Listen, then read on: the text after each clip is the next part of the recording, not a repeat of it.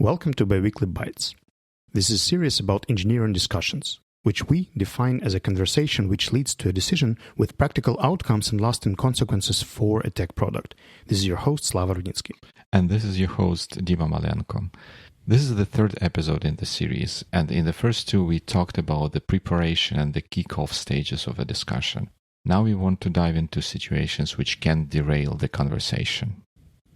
Assuming, of course, that the discussion is going around the intended topic. Because driving a productive engineering discussion is more than just taking notes in a Google Doc. So let's go for tip 1. Managing the way people participate in conversation is kind of art.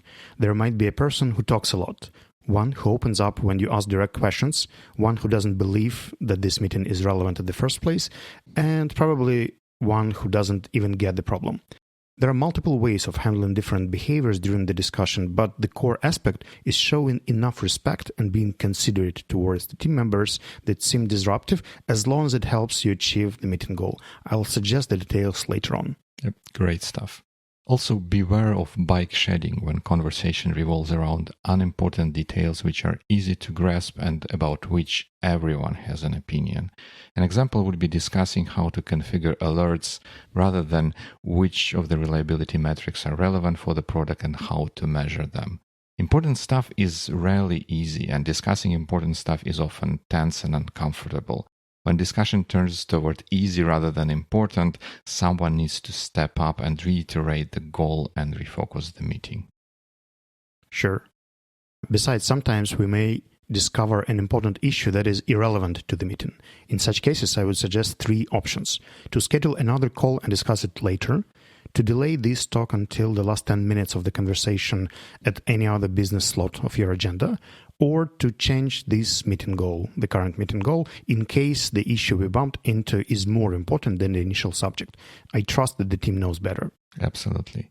At any point in the discussion, you may discover a piece of information that could be a valuable input to the decision, but unfortunately is not available right now.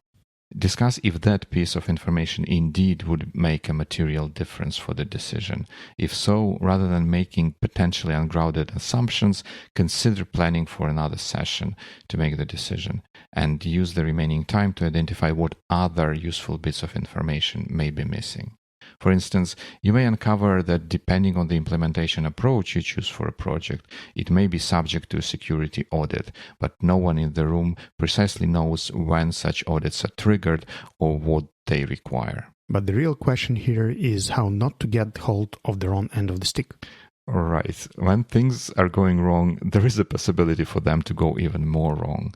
An example would be not stopping a discussion when it's stopped being productive beyond repair.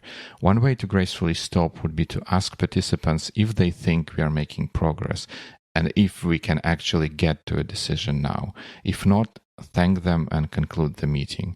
Alternatively, as an organizer, you can take the responsibility to figure out the next steps and adjourn the meeting for now, and once again, thanking all the participants. That would be really nice. Apart from that, keeping the balance between 2 extremes is essential. On one hand, there is a risk of deep diving into a single aspect of the conversation while ignoring 3 to 4 others.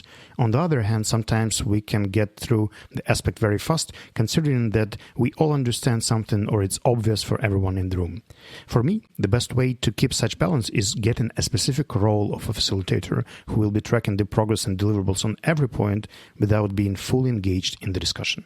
Yeah, that would be very helpful indeed. Now it's time for some links to research this topic a bit deeper. Here's a typology of difficult participants during a training session and ways to deal with them, which I find rather relevant to engineering discussion meetings. That would be it for the discussions that go south, one bite-sized piece at a time. Ciao.